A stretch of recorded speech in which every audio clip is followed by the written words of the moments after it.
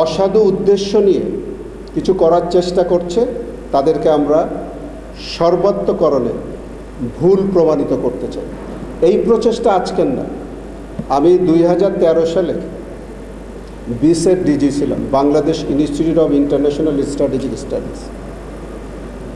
সেই সময় তৎকালীন সেনা প্রধান জেনারেল ইকবাল করিম ভূঁইয়া আমাকে ডেকে দেখিয়েছিলেন একটা এরকম প্রতিবেদন পাবলিশড হয়েছে আমাদেরকে, বলছে তোমরা এটা নিয়ে একটা সেমিনার করো।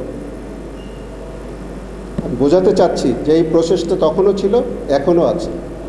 সম্প্রতি যে প্রতিবেদনটার কথা আপনি বললেন, ওখানে দেখবেন যে তারা তাদের হতাশা ব্যক্ত করেছে যে এই কথা বারে বারে তারা বলেছে, কিন্তু জাতিসংঘ সদর দপ্তর তারা কোনো ব্যবস্থা নেয়নি।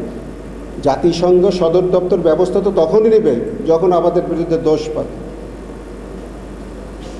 এরকম এক পেশে উদ্দেশ্যমূলক একটা প্রতিবেদনে আমরা তীব্র প্রতিবাদ জানিয়েছি সেনা সদর, আপনারা দেখেছেন সেটা।